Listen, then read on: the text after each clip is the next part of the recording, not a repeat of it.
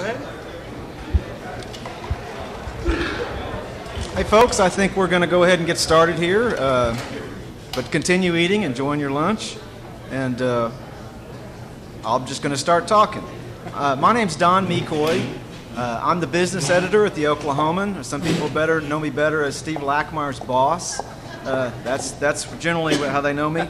But I work for a pretty big company, but I run a kind of a small company there. I've got 6 full-time employees, 1 part-time employee. Obviously, I've got the support of an HR department and an IT department, but basically on a day-to-day basis, I'm dealing with the people you see right here. And I guess I'll give you some names to put with faces. This is Richard Mize. He's our real estate editor. He's responsible for the real estate section that comes out every Saturday. He writes about real estate matters on a day-to-day basis. And everybody on my staff covers their beat and everything else. So that's just the way it works. Steve Lackmeyer covers downtown Oklahoma City development, which didn't used to be a beat. He created it, he filled it, and now he has lots of people following him and following what he does, and we get more feedback on Steve's material than we do on just about anything. Over here in the middle, Adam Wilmoth is our energy editor. We consider energy to be one of our most important beats. We cover energy companies large and small. We have 3 reporters who generally write nothing but energy. At the end down there is Brianna Bailey. Brianna covers retail and everything else. Literally, she covers legal matters, she covers small business, she covers employment. She's already posted a story on employment numbers this morning that's on News OK. If you go there, you can read it. I think what I'm trying to do today is just sort of give you a little bit better picture of what we do, because this is basically what a lot of you see is what comes out and what goes online, and I'm just trying to let you know a little bit more about how that happens and where there might be some value there for you as a business person. And I'll start with this. How many people read the paper today? A few? The newspaper? You're reading it online? If you buy, and I'm not here to sell you anything today. I don't sell stuff. We do have people here who will sell you stuff, though. But when you do buy a subscription to the Oklahoman, you get it in every form that we put it out. And we try to put this out in whatever format you want to read it. If you want to read it on your iPad or your phone, or you want to get the newspaper, it all comes there in one for one price. One of the things I wanted to mention real quick, this section that I'm holding here, which is called Oklahoma's Top Workplaces 2014, came out on Sunday. If you're a small business person and you've got 35 employees, you should apply. You should nominate yourself next year to be in this. We have 70 companies that were named winners in here. 40 of those were small businesses, and there were 3 companies that have 35 employees that were listed as one of Oklahoma's top small businesses. They get listed in here. We do stories about a lot of the companies. Obviously, we can't do 70 stories, but we do stories about a lot of the companies. And one of the companies that has 35 employees got a story about it, just like American Energy Partners, which has 700 employees, got a story for being the top large company. This is a great opportunity, and when you nominate yourself for this, which will come around, middle of the year, next year, you'll start hearing about it. The company that does the surveys for this and has done thousands of these surveys, they're an independent company. We don't do the surveys, they do them. They survey the employees, and the employees tell them whether they think they work at a great place.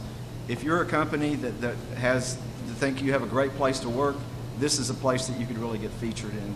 And these are great resources for us as well, because we find out about companies that we didn't know about. They get nominated. For instance, there's a company down in Norman called Top of the World. They sell ball caps. They sell 10 million ball caps a year. I'd never heard of it. And we did an executive Q&A on the CEO of that company just recently that ran in our Sunday paper after we found out that they were considered to be a great workplace. He's a really interesting guy, and it turned out to be a good story. I was just going to run through kind of how our week works.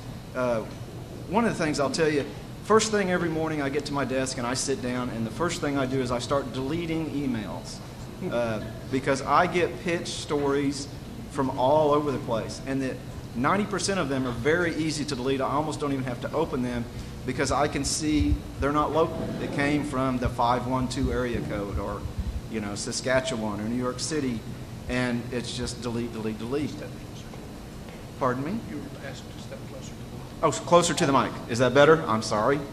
Hey, and holler out. I wouldn't mind if this is a discussion. If you got questions or anything, just raise your hand. We've got people with microphones that can respond to that. But we'll also take questions at the end when we're all done. Everybody's got a little something to say today. Anyway, the advantage that the people in this room have, if you're a local business person, local. That's all we do. Our franchise is local. If you look at a daily business section, you will see almost entirely local content. This here is a wire story that ran this morning about how energy stocks got hit. If you follow it all the way through the jump, you'll see it's because it had a huge impact on our local energy companies. Local story about First National Center, local story about a very small business, a digital business here in Oklahoma City that came out with an ad that kind of went viral. It was kind of a sneaky thing they did. It's an interesting story. So when I'm going through and throwing away pitches, a lot of it's easy because I just say it's not local. I don't care. If it's local, I care enough to read it. I'm going to read everything that's local. I'm not necessarily going to do a story on everything that's local. I have a limited staff and limited space, but you're ahead of the game if you're pitching me a story about a local company, anything that's local. So here's how our week works at the Oklahoman. And we are always reacting to whatever is the news, like you have to. But our plan is at the beginning of every week, we have our first section comes out on Tuesday. And on Tuesday, every section on page 2 is called a theme page. And Tuesday, our theme is called Innovations, which gives us an opportunity to write about technology, but I have a pretty broad definition of what innovations is. If you made a solar panel, if you use technology in an interesting way, that's an opportunity to have a local story about what I would consider innovations. On Wednesday, we have a page that's kind of a catch-all. We either call it Your Business or Your Money. A lot of times on Wednesdays, we will use a story we get from the wire that's called Small Business Small Talk, particularly if there's some part of that we can leverage and make it even more local than just having a wire story. But we will do consumer things on there. But it's also, because we call it Your Business, again, I have very broad definitions for these, that may just be a local business. We did a page because we were running a lot of these ads for this event and for other small business events. We did a whole page that was just stories about local small businesses that most people hadn't heard of, which I think would probably, most small businesses would qualify for that definition, that most people haven't heard of them. So that's a place where there's an opportunity for small business. On Thursday, Brianna, a lot of the times, is in charge of our retail page. We have lots of local retail stories, particularly this time of year. Obviously, this is a big retail time of year, but we do retail year-round, so we're always looking for stuff. And she has a retail notebook that she prepares every week with just little blurbs about companies that have specials, companies that opened a new location, companies that are doing anything that would be of interest to a lot of our readers. And we're looking for that every single day. We have a business briefs column, which is just local business briefs, runs in every business section except for Sunday, where we're just making announcements and talking about things that could be of interest to our readers. Friday is our energy page. There's a lot of different things that we consider to be energy. Again, we're a big tent with these themes. And Saturday is real estate, which Richard takes care of on Saturday. Sunday's paper, a lot of it is focused on, obviously we're looking for a big story for page 1, and that can be a lot of different things. But we also have opportunities on Sunday. There is the easiest way to get your company in the Oklahoman and on News OK is to send me that you have hired or promoted someone, and I will put it in the paper. It may take me 6 weeks to get it in, but we run this thing called Business People every Sunday. And if you got pictures, we love faces, and it's very well read. And I have to write it. It's fairly interesting, just to find out hey, I know that guy. He used to work at so-and-so, and now he works at this other place. But I will, it's a lot of doctors and lawyers, but there's a Sooner coffee shop that sends me promotions and hires. They got a new guy who's standing at the counter greeting customers. I love putting that stuff in the paper. So that is a great opportunity. We also have, right next to that, you'll see this executive Q&A. You don't have to be the head of a giant company to be worth an executive Q&A. What you do have to be is interesting. I mean, that helps. These are personal. I mean, I get so many pitches from people who say, gosh, you really need to do an executive Q&A on my boss. He is just the greatest guy. And it's like, well, what's so great about him? He's really nice. Did you ever climb a mountain, or anything really interesting? But, it doesn't have to be like worth a novel, but it needs to be worth a story. And a lot of people have stories to tell, and we get interesting stuff on these a lot of the times. Paula Burks, who's not here today, does a lot of these things. This is a great opportunity. Paula plans these out long in advance. One other thing that we do every weekday is a thing we call a daily Q&A. 2 or 3 questions that we fire off to people. Hopefully we try to make it something that is topical, that's in the news, and spin it off of that. A lot of times, I think today's was about end-of-the-year tax stuff, and it was fairly deep. I didn't entirely understand it, but small business people might care a lot about it, and depreciation and things like that. But that daily Q&A, if you've got some information that could be of use, and you got to think about this in this way, that's going to be of interest to the general reader, that's an opportunity. Those are all opportunities. I'm going to step aside and let Richard talk for a while about some other things. I'm your contact person on a lot of this stuff. I've got a box full of business cards right here with my phone number and my email address. Email's probably the better way to do it, but don't hesitate to contact me. If you've got a question for me that you want to ask right now or later on, I see a hand. Yeah, would you restate your name? Sure. My name is Don McCoy. Rhymes with decoy, but it starts with an M. And I'm the business editor, have been for a couple years. Our previous business editor is here as well, Clyde Bunyan, who's now my boss. So if you don't like my answers, you can try Clyde. Or Steve. Steve's always good. No. But I'm going to turn it over to Richard. Richard's going to talk a little bit, I think, about press releases, which is something that we deal with a lot, and Richard does with a lot. You ready? Sure. Okay. This is Richard Mize. He's our real estate editor.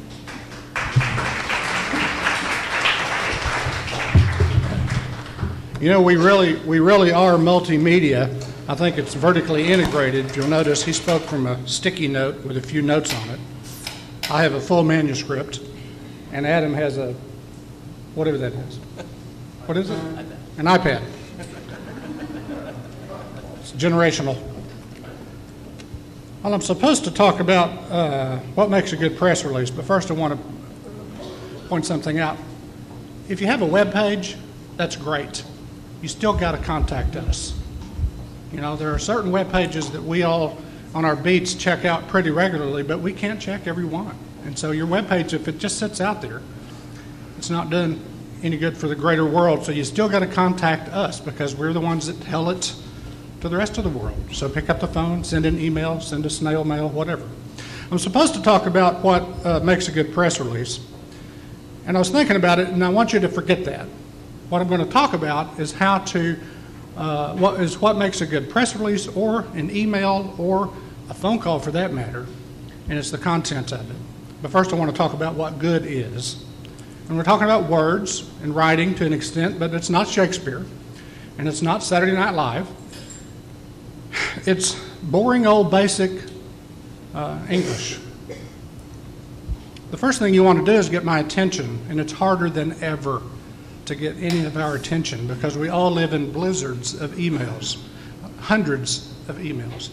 When he said he starts every day killing out emails, we all do that. And if we miss one day of that, then we spend the next half day catching up. If I take a week off, I take almost 2 days sometimes just to deal with email. It really is a blizzard. So the first thing you want to do is get me to see your message. The subject line is the single most important thing. It's not the text in the email, and it's not the text of a press release. If you go to that, it's the subject line. I think of a subject line of an email the same way I used to, well, I still think of the newspaper, the paper. The single most important person in the production and distribution of our newspaper, the paper, is your carrier. Because if your carrier doesn't get it to your driveway or to your porch, it doesn't matter what we've done to put the newspaper together because it never gets to you. So the subject line is the most important thing. If it fails, your press release could lay out in the yard like the newspaper does until it turns yellow or rots. It really will sit there for quite a while. And sometimes it could get bumped to the sediment. Does everybody have sediment in their email? You know, I have about 112 emails at the very bottom, and some of them go back years. Here are some of the things not to put in the subject line of an email, and it's not what you think. Don't put press release. Don't put news. Don't put PR. Don't put marketing. Those are individual snowflakes in that blizzard, and everybody out there is putting the same thing. So you want something that stands out. I think putting press release is probably the worst thing to put in a subject line, actually. Put the news in the subject line. Put the news itself. Why are you contacting me? OKC firm wins multi-million-dollar contract. I will open that email. Yukon company expands and hires 10. I will open that email. I will drop everything and look at it and deal with it. Edmund designer wins national award. I'll probably open that one pretty fast too, but if it just says press release, it's one of that dozen or 20 that I get in a few days. And when I have time, I'll get to it. I won't necessarily make time for it. That's called hard facts. Right? We all work with triage. We do what we have to do when we have to do it. And by the way, just put, if you're writing a press release or a message, just put it in the body of the email. If you make an attachment, then we have to be concerned with whether my computer knows how to communicate with your computer. If you have a, what do you call it? Letterhead, you know, a letterhead paper. Those graphics sometimes are problems, you know, and especially if it's an established relationship. If I've had conversation with you before, forget all that, because you don't have to sell me on who you are anymore. I don't care about your logo. I want to know what you're trying to get across to me so I can help you if I can. Now, did you notice something about my headline examples, my subject line examples? And I'm going to point it out, and I hope you remember, because it's really one of the most important things in trying to communicate, especially with communicators. OKC firm wins contract. What is that? Subject, verb, object. Edmund designer wins award. Subject, verb, object. I sound so stern. I'm teaching English in 9th grade, but I'm not kidding. It is right out of 9th grade English. Subject, verb, object. It's clear and concise. Award is won by designer in Edmund. That's object, verb, subject, and it's not very clear and it's wordier. Expand is what Yukon company plans to do. That's just bad. Don't do it. So learn it, live it, love it, subject, verb, object. Keep it concise. And I know that can be hard. There's a famous quote attributed to Mark Twain and others that says, I would have written you a shorter letter, but I did not have the time. It takes time to write short. And this is my favorite illustration about being concise. The gospel writer did not write, hot tears streamed down the master's face as he sobbed at the untimely and tragic death of his close friend Lazarus. John 11:35 says, Jesus wept. Subject, verb. Now there's no object in that simple sentence, but subject, verb, or subject, verb, object makes it easier to be concise, and that's very, very important. So on one hand, a good press release is just good writing, but it's also a specialized kind of writing in some ways, despite 9th grade teachers' best efforts. And I believe anybody can learn them or relearn those basics, but they do have to be learned or relearned. So please don't expect your secretary or your office manager or even your business development person or even a marketing specialist to know how to do it. It's unfair to them, and it's unfair to you, and it just makes everything more complicated. Here's another thing. Try to send news, not something that really should be advertising. Now that's it's not a fine line, it's a blurry line. But I tell home builders all the time, we build houses is not a story. That's what you do. We build quality houses, not a story. Everybody says that. We build houses intended for the growing, aging, and place demographic. Now you've got my attention. But maybe not, and the story might not even then be what you think it is. Here's an example. A while back, there was a story on the cover of the real estate section about a woman in Norman who built a house to aging in place and ADA standards. When she first contacted me, I thought, well, you should be talking to advertising because she was building it to rent out. It was the second or third time she emailed me that she mentioned that she was a retired nurse. Ooh, that makes it a little more interesting. A retired nurse has built a house. She's acted as the general contractor for a house. That alone should have been a story. But in that blizzard, it wasn't enough to break through.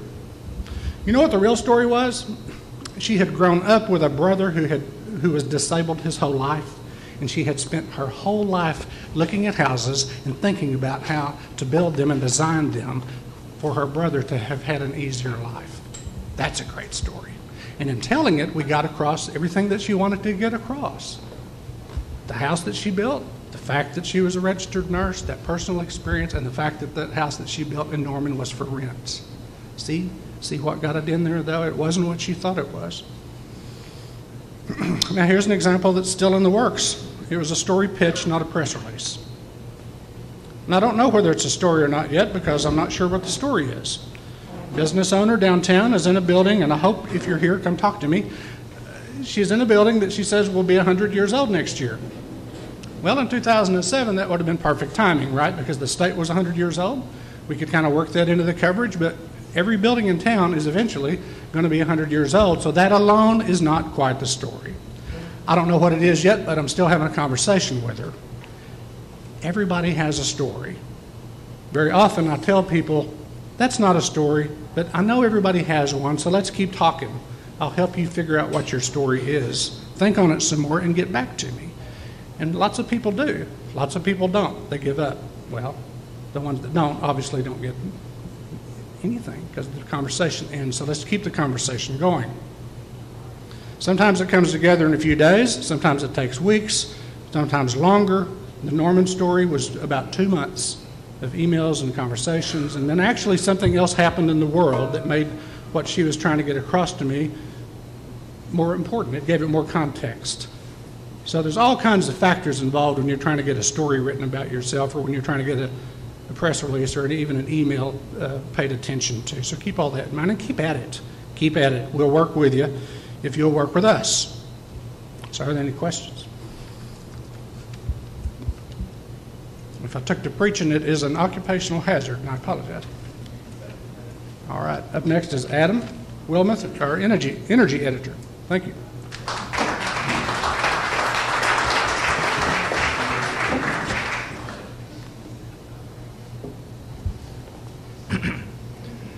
All right, I'm Adam Wilmoth, cover energy, and we're expanded our energy team about 3 years ago. When I started covering energy, it was about 10 years ago, and I covered energy and aviation and insurance.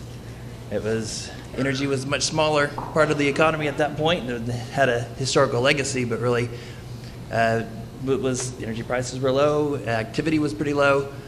But as over the last several years, the energy industry has picked up quite a bit. And so 3 years ago, we expanded our energy team. I had left and I came back on as energy editor, and Jay Marks and Paul Monies also cover energy. And there's plenty in the industry to keep us all busy. The way we've kind of divided it up, Paul covers utilities and renewables, and Jay and I tend to split more of the more traditional oil and gas.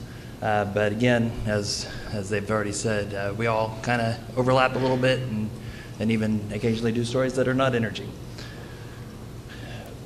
We focus on energy trends, on reacting to the news, looking at how the energy industry affects Oklahoma, small businesses, the general public, and we're always looking at better ways to do that. It's pretty easy for us to cover the big public companies. They have to file things, they have to tell the government and us. things every quarter, and more often than that, whether they want to or not. So it's pretty easy to follow them. Smaller businesses, smaller energy companies, companies that do business with energy companies are harder for us to cover. And with 3 reporters, we do a better job at that. We have more resources, more time to be able to get into that, but we're always looking for better ways to do that, better ways to get in contact with companies that are in that industry, better ways to reach companies that do business with that industry. And I think you've gotten already today that our definitions can be pretty broad, that we can cover a lot of different things within some of these theme pages, within some of these beats. And that's certainly true with energy. An energy story is not just a Devon or a Chesapeake or a Continental. That's certainly part of it. But any business that, if you have a delivery service and you burn gasoline or diesel to make your delivery, that's an energy story. If, as commodity prices have gone down the last several months, if you burn a lot of natural gas, if you burn a lot of oil, that can be an energy story. If you do business with companies that do, we've done one, we had a pretty good story one time that on a company that provided food and catering out to the well sites. And that's an energy story. And so be thinking of, I don't know all of your businesses, but for a lot of you, you may be directly in the energy industry. You may be doing business with the energy industry. It's such a big part of our economy that it really touches every business and every individual in Oklahoma one way or another. And those are the stories that we want to tell. So I'll have business cards up here too. Please contact me, contact us. Our emails are out there pretty regularly. We'd love to hear from you. Again, Don mentioned our theme page on Fridays. That's an easy way to get in. That we're always looking for a theme story, which tends to be, it's pretty broad on what can constitute a theme story. That can be, sometimes stories are pitched to us. Sometimes we just come up with something. They can be trend stories. They can be profiles on individual companies. They can be profiles on individuals. There's a lot of room there that we can tell a different kind of story. We also have, Don mentioned briefs. We have, every Friday, we run a column of energy briefs. And we've been working to train our companies. We've got some of them that are pretty good, that every Thursday morning we'll get a news release. And they know that we'll use that on that brief column. And so that's an easy way to get in there. And again, we try to get some bigger Sunday stories, bigger theme stories going from time to time. So let us know. We're always looking for, even in a way to, when there is a big trend story, like right now everybody's been talking about oil prices coming down. And that story's been told. We've seen it, we've reported that. What we want to do is explain how that affects individual businesses, how that affects the state economy, what the forecast could be on that. So let us know. We'd love to, if you've been affected, if anything that comes up is on your beat, let us know. We'd love to hear from you. Thank you.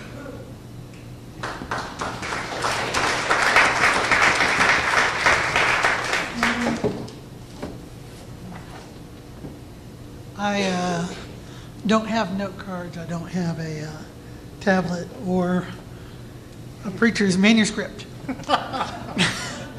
So if there was a requirement for me to do so, well, as Don and Clyde can attest, there's a fine line between innovation and insubordination. And fortunately, I've been blessed with editors who are generally supportive and very understanding. So I appreciate that. Things are changing dramatically in our world. We all know that. And it's been fascinating to cover what's going on in the city with our readers, with folks like yourselves. It's much more experience-oriented, and Brianna will be talking about this as well. But a lot of people ask me, well, what's going on? Why are we seeing this change as far as this movement back to urban living, to wanting to be in an active downtown, why are the younger population, why are they less than thrilled with having cars? Why do they want to use public transit? What are they doing as far as, are they shopping on retail, online, or are they going to small businesses? What's going on in our world? And that's one of the big stories we're all tasked with covering. I can tell you that in my beat, what I cover, everything is very experience oriented. You can take the case of attorneys at Dunlop Cotting. They moved to Film Row about a year and a half ago. It's a intellectual property rights law firm. And instead of just renovating an old building and making their offices in there, they created this one big public space where it's got a small kitchen, it's got a soda fountain like we have right over there, it's got a pool table, it's got a recreational area, and they've also got this big patio. And they actively promote this for public use. They make it available for nonprofits. They host public events. They are literally inviting the community to their door and letting them inside for free. Why are they doing this? What is that about? This is a small business that has figured out that you can no longer simply put up a sign and that's it. We're open for business. That the experience means everything. Connecting with the community means everything. And at the Oklahoman, we're figuring that out as well. When I started, 25 years in March, it was very simple. We went out, got the story, took notes, wrote the story, and that was it. Now, as Richard mentioned, it's all multimedia. We have Tim over here recording this. Wow, we have two guys recording this. That's, wow, impressive. We have Tiffany back there doing social media.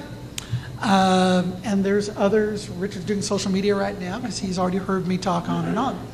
So, do it. I was doing it to you. Somebody's tweeting us. So, but it's all very active. We're all participating in an experience. One of the things that I've gotten involved with, and Clyde's been tasked to oversee, is we're now doing engagement get-togethers with subscribers. And this can involve local businesses. This can involve everyone from Scott Debman with ADG. I saw you in here. There may be an opportunity for you guys someday over with your new offices. To Gary Desjardins, there may be an event at the arena that you may want to do this with. There's several of you I see in here that we could do this with. And it's just a matter of what might capture readers' interest. And don't get your feelings hurt if it doesn't measure up. At least let's talk about it. So our first engagement deal, I think it was the first, was the Old Tower Theater in 23rd Street. It was bought by a group of new owners who have a very strong track record in development. They got in construction financing upon them closing on the sale. So this means this is a deal that's certainly going to be going through the construction permits with Richard. I mean, when you've bought the property and you've got financing for construction, that means something's about to happen. 90% chance, it's pretty certain. So you've got this landmark of a theater that people haven't been in a long time. And it's a landmark there in 23rd. And so what we arranged was we told subscribers, the first 30 of you that sign up, got to be a subscriber, we will actually do a Q&A with the developers around the corner at Good Egg Dining Group. And they were great hosts. And they got to promote what they do as part of that. And then we took a tour of the theater. And people were thrilled to do this. We've got another event this Thursday at the new Fassler Hall, Undustable Lanes, that's going to be opening up in Midtown. That's even going to involve some free bowling. So 25 years ago, I'm pretty sure me bowling, and I'm not very good, but me bowling with readers was not part of my day-to-day activity. Now it is. We're going to have upcoming engagement likely to include the old Marion Hotel, probably the oldest building downtown, I think, built in 1904. A restoration that many thought would not happen. The building was on the verge of collapse, and a couple of other venues that are being developed in conjunction with that by Midtown Renaissance.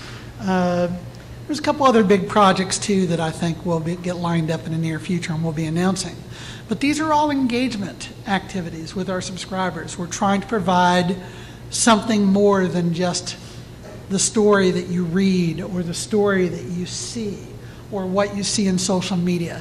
Now we're literally taking readers into the story and becoming a part of it almost.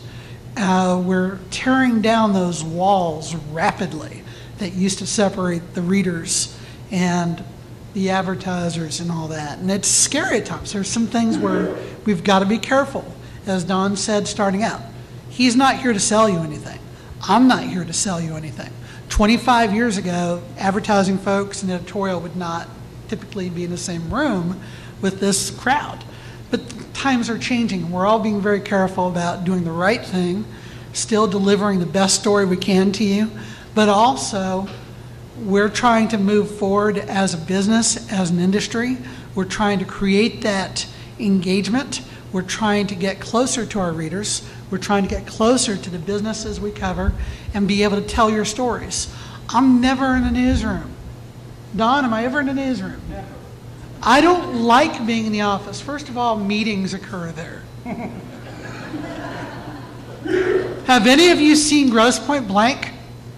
It's a great movie with Dan Aykroyd and John Cusack. They're a couple of hitmen, and Dan Aykroyd's trying to create a union for the hitmen. And, you know, he's doing one last solicitation in the middle of this gunfight. And he's like, come on, just join us. And Cusack goes, well, are there going to be meetings? Oh, yeah, what meetings every month? More shots are fired. You will more likely find me at a downtown coffee shop or walking a sidewalk.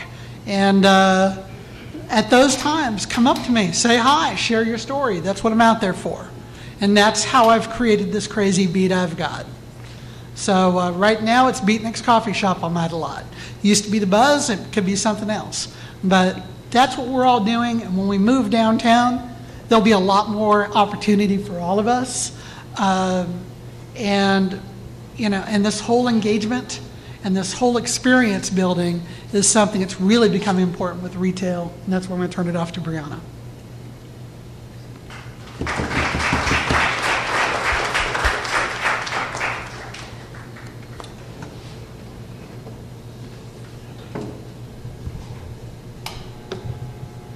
Hi, my name is Brianna Bailey, and I cover retail business for the Oklahoman and also a little bit of everything else. Like they said when they introduced me, one of the things I'm going to talk about is just a little bit about if you're a business owner, how you can kind of build your own brand, get your name out there a little bit. And I've never been a business owner. I can just talk from the experience of interviewing business owners, writing about them, and also my viewpoint as a consumer. So I'm going to talk a little bit about that. Steve talked a little bit about building experiences with customers, and I'm going to talk a little bit about a buzzword in retail right now is experiential retail. A lot of the bigger stores, bigger retailers, this is something they do. Like, for example, I took my kids to Bass Pro Shop this weekend, not to buy anything, but to go see the big fish tank, you know, and that's how people get customers in the door, because they want to experience something or see something or go to a workshop. You go to the Apple store in the mall because you can go talk to the people there and you know, play with different devices and you know, work out problems with somebody there that's knowledgeable about your phone or your tablet. So that's sort of where retail is going, because the hard part, the challenge for business owners today is you're not only in competition with everyone in your town that is in your same industry, you're also in competition with everyone in the universe that has a website now. You against the internet.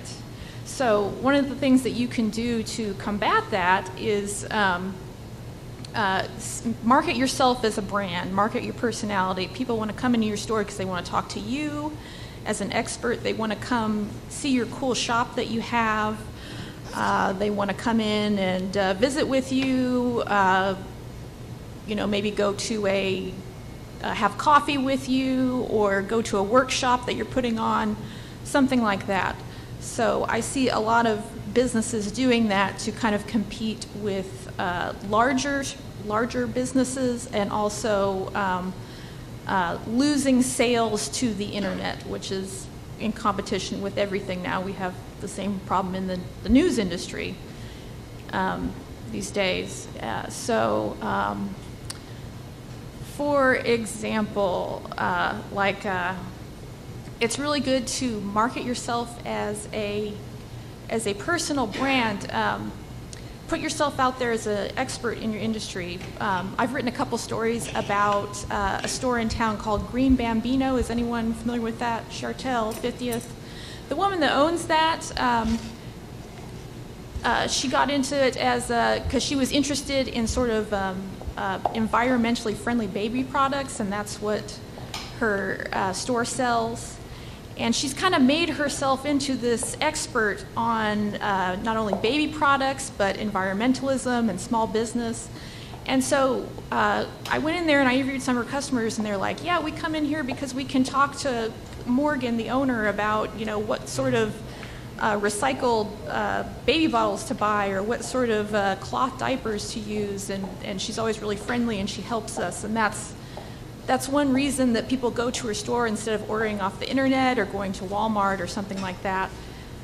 I would say if you're wanting to get in the newspaper, I'm always looking for stories about people and people that are doing interesting things. Is anyone familiar with Moore Liquor in Moore? Yes, the sign. Yes, everyone knows he has this guy that owns Moore Liquor Store in Moore. He has this funny marquee sign. He puts like funny slogans and sayings on it, and some of them are kind of off color, and it's just this little liquor store in a strip mall in Moore. But I've gone and written like 3 stories about this guy because he's such a character. And one time, like, Westboro Baptist Church came and picketed his store, and so we did a story about that. And another time the sign got damaged in a windstorm, and so we wrote a story about that, and they did like a fundraiser for it online, and so he's made himself into this kind of brand, this kind of personality where people know who he is just because he's out there, and he's kind of put himself out there as something different and quirky in the community. People kind of think of the sign as their sign in the community. It's not just the liquor store sign. And he's made himself into a brand, and that's one thing that I see business owners do that can kind of help them compete in the world of business. And I also want to talk a few things about crisis PR for businesses. Sometimes when things don't go right, you get bad reviews online or something like that. I would say, I've had to call businesses and saying, I have people calling me and telling me you're ripping customers off or whatever. I would say the worst thing you could do would be to ignore calls like this, ignore the media. You want to respond immediately. Sometimes you can't really accept responsibility for legal reasons or whatever, but I would say if you can't accept responsibility, do it immediately. Tell the media how you're responding to the problem and how you're going to resolve it, and then how you're going to make sure it never happens again. The worst thing you can possibly do is ignore bad attention, negative attention online, on social media. You want to respond immediately to kind of diffuse it. I did a story maybe about a year and a half ago about customers responding to, or businesses responding to online complaints, and that was the number one thing that businesses and social media experts told me is you want to respond immediately and just let people know that you are paying attention and trying to resolve the problem. So I think that's pretty much all I have to say, and I want to thank you guys for coming out. I'd love it if you, any of you want to come up afterwards and introduce yourselves and tell me about what kind of business you're in. And then I'm going to pass it over to Sharon from our advertising department.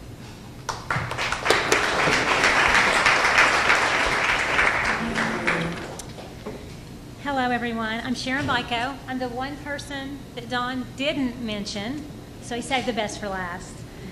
So this is what you know about us.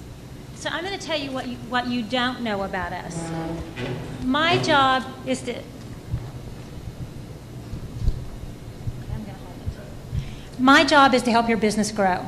And we have lots of people here in this room, a lot of our salespeople are here today, and that is their job. They're experts at doing that.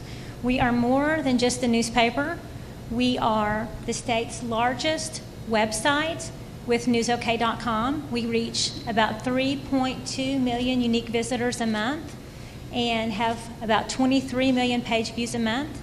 We have the state's oldest and largest direct mail house with permit number 1, the Oklahoma Direct. And we have the largest digital marketing services agency, not just in Oklahoma, but in this part of the country. We actually help customers grow their business online from one coast to the other. So if you need help understanding how to help your business grow in that area, we can do that for you. Like Dawn, I start my every day deleting emails, but it's not hard to get my attention. Richard said it's hard to get his. If you send me an email, I promise I will reply to you. Steve said, if you put out a sign, you just can't count on people coming in today. It's not good enough. There's ways to market your business, and the audience is out there. There's so many different audiences, and there's so many different ways to reach that audience.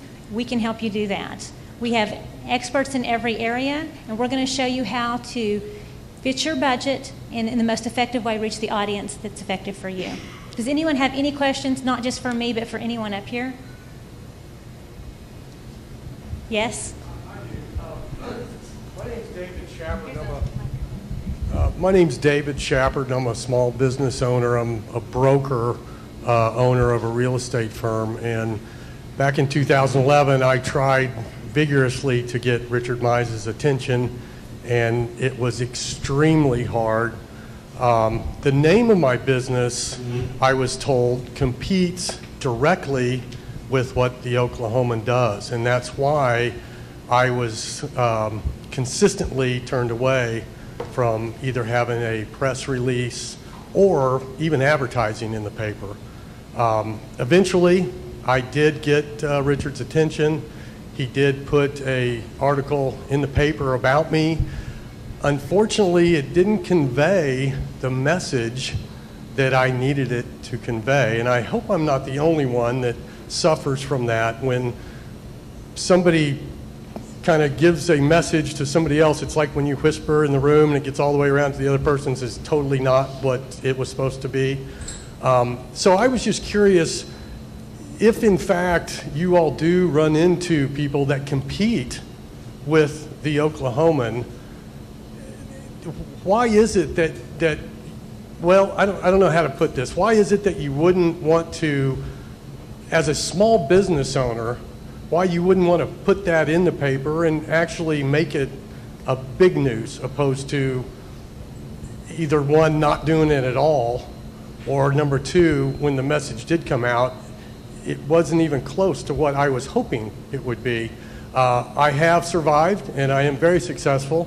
The name of my company is newhomesok.com, and I think Richard will probably remember that now, because you all have homesok.com.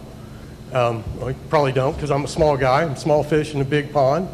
And I compete with all of the big real estate companies, Keller Williams, Century 21, all those big ones. So it's, and I struggle with that because they're all national, multinational, multi-international companies. I'm a locally owned and operated company. All of my money, all of my income goes right back into the economy here in Oklahoma, where when you buy a home through Keller Williams or one of the bigger international companies, over half of that money goes to building a luxury home in the Alps for their owner. So anyway, I don't know if I'm just kind of talking over myself, but I just was curious if that was an issue that you all come up with and try to overcome when people do try to advertise or get a press release that competes with the Oklahoman, if there's any way to overcome that. I can't speak for editorial. I can hand this over to one of them if one of you guys want to answer that. As far as advertising, if you want to see me after, we'll be happy to help you. So we can figure out something for you. Well, and I can, I don't know your particular situation. There are some situations where we're not necessarily going to write stories about our competitors. I mean, we don't often do stories about the Journal Record, which is the local business paper. We have a content sharing agreement with the Tulsa World, but we still don't do a lot of stories about the Tulsa World or the local TV stations, particularly in the areas where they're directly in competition with us. But if your company is newsworthy, we oftentimes will do stories if there's a news angle that we feel is of interest to our general readers. So I don't know how else to answer that. And oftentimes it's not unusual for us to get pitch stories and for us to tell them, I'm not sure that's a news story. It sounds like you might want to buy an ad, in which case maybe you need to be talking to Sharon. But I apologize because I don't know the exact details of what happened in your situation. There's another. Here's a microphone. Let me follow up on that. David, as I recall, the way you pitched it to me, it was directly in competition with what the Saturday real estate section is. And so the answer is, that's why. Now, I mean, no, I mean, huh? No, I mean, what I remember you pitching was more of a feature site and stories and, you know, that kind of thing. No, we don't sell homes, but we do sell a publication we sell a publication, and you pitched a publication to me, as I recall. Now, if I'm recalling incorrectly, then let's talk later, but I wouldn't do a story about the JR. There are a couple of other Homes magazines published here. I don't do stories about them. And it's not just me. We don't do those stories. Why? Because they're in competition with us. I don't understand why. I really don't understand why we should be expected to. Now, I'm speaking partly off the hip here, and there are people with a higher pay grade here that if they want to elaborate on it, they're welcome to, but that's all I know to tell you. So. I just want to say something very positive. I have a business that's been around 25 years, and the Daily Oklahoman has been extremely responsible for the success. Clyde, I met you back in '96. You did a story. Could not have been more beautiful. It technically wasn't on my business, but it was on my home. But she did tie in the business to it. Don, I met you at a Bank of Oklahoma luncheon, and you did a beautiful story. Have all those in my office framed. And Paula Burks is a great person in that we get probably weekly emails saying there's a story going to be written about something, and do you know anything or what have you? Well, it's been great for me because I work with all kinds of different companies across the city, and I'll think, oh, that's a great story that Tyler Media's got something on, or that's a great story that this person has. So I contact my customer and say, hey, you might want to contribute to this. But I look like I'm really, I don't look like I really care about them getting publicity. But we can all help each other if we just stay in that network, and I can't be more thankful. Now, on newspaper, I am what I am today because I'm an avid reader of the paper, and I can converse with just about anybody that I run into because I've read something in the paper that's given me knowledge. And I have a 10-year-old grandson. Since he's 6, he knows that Nana reads the paper. And on Sunday when he spends it with me, he goes, Nana, what was the big story? Now, if we're out at a kid's ball game or someplace, or he sees his parents, he tells his mama about whatever was that big story. I'm raising a reader for the future. But I'm thankful for that. Well, I'm passionate. I am what I am today because of the libraries and because of the newspaper. And I can converse with anyone in this room about whatever you do. Not real smart, but I can get by because I read the newspaper. And if you're a small business, I was talking to this young lady right here who's trying to get her bookkeeping service built up, brand new. but she's got to meet people. She can read the paper and start finding people that she can connect with. And you pick up the phone or send them an email and say, hey, I read this story, I'm interested, and you connect that way. So that's Mother Teresa speaking.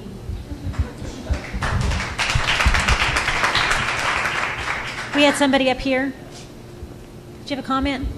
It seemed like you were making, and we've never done advertising, we're not good at that category, but it sounds like you're making yourself available, that you would consult, you come in and you can see what the paper would do for an organization, and you listen to our needs first. That's exactly what we do, and it's more than just a newspaper. So we make recommendations to you based on what your business is and what makes sense for you and the audience that you're trying to reach.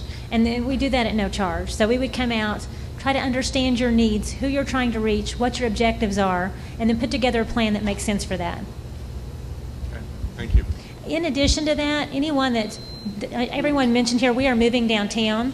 When you leave here today, if you haven't done so, please drive by the building, drive by the corner of Sheridan and Robinson. We have a new video screen that has gone up. It is now, I don't think it's live today, but it is up. It's 42 feet long, 23.5 feet wide. It's the only screen like it that's going to be downtown. It's going to have 50% content and 50% ad space on it, so it's going to be a really unique thing for downtown Oklahoma City. It's something to see, and I think it's going to be real exciting.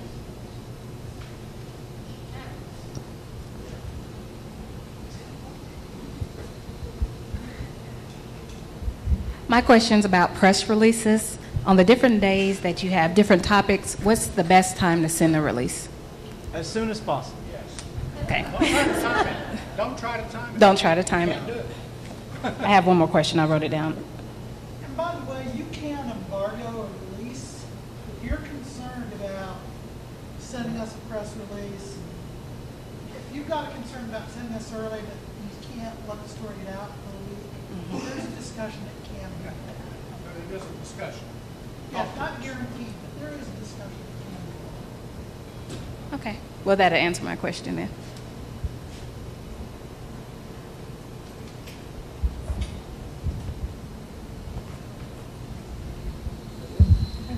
I love sharing Steve's stories, but I noticed that right when it comes out, it's locked, but then maybe a couple days later, it gets unlocked.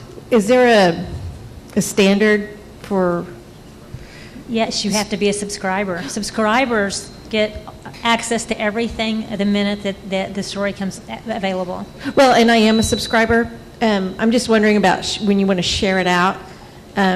Like one time there was a story that was on the front page, and the reporter was able to give me the link after it got unlocked to let everybody read it. I can understand why it would be locked up, wanting subscribers. I think it's unlocked for whoever it's unlocked for. But when you forward it, and I'm not the geek here, I mean, I'm not the technical guy, but it's not, if it's open, what I'm trying to say is, if it's unlocked for you, that doesn't mean it's unlocked for the person you send it to. I don't think. Okay.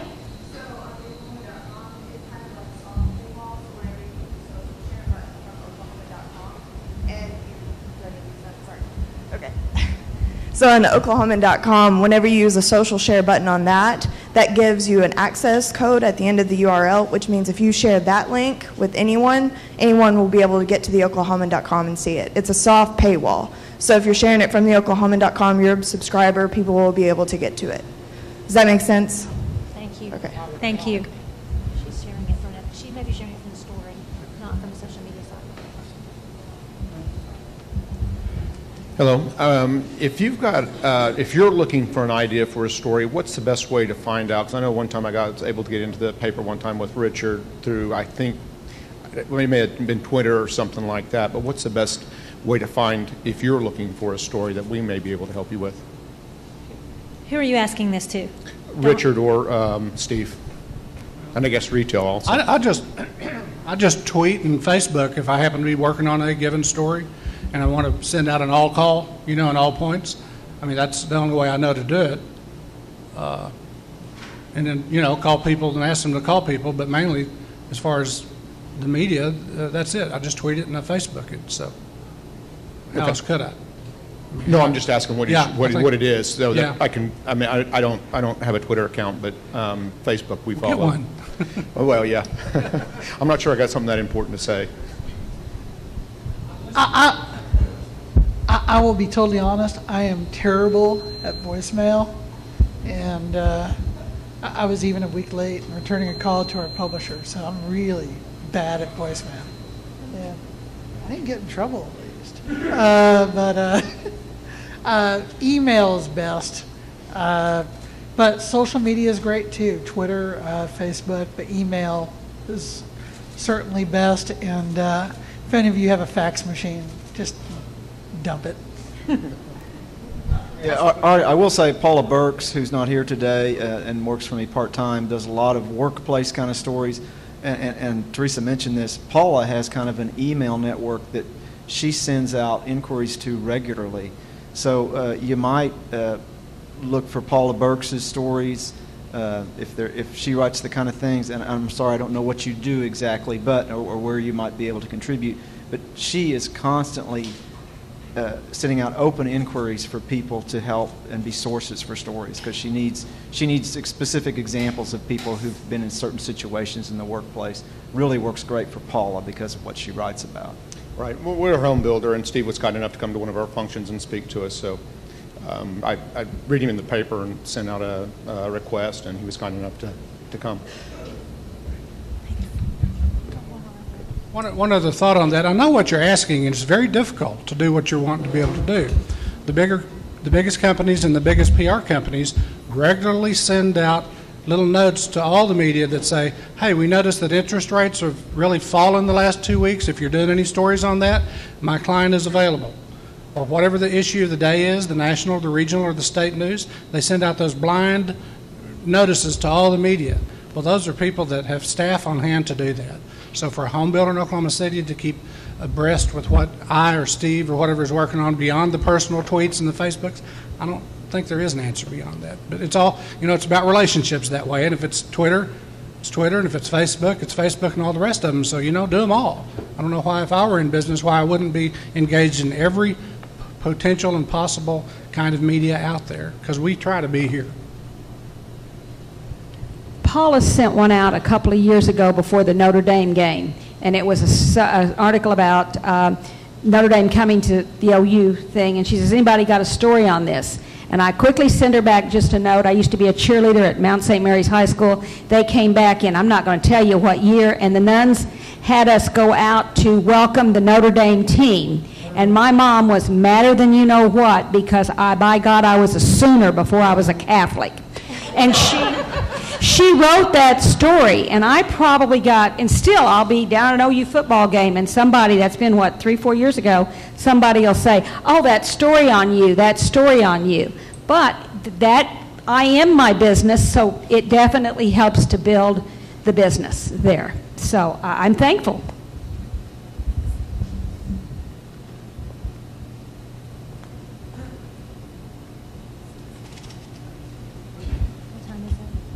Hi, do you sponsor any kind of a networking group for small businesses, or could you refer those in small businesses to maybe some local network group? I don't know of any off the top of my head, but I'll see if we can come up with something and we'll get you something. It's not yet. There was mention about a business incubator for nonprofits. Could you give us a name of that or a website or something?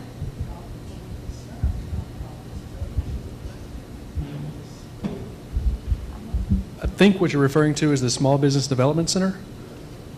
So you may check with them. They have an office downtown.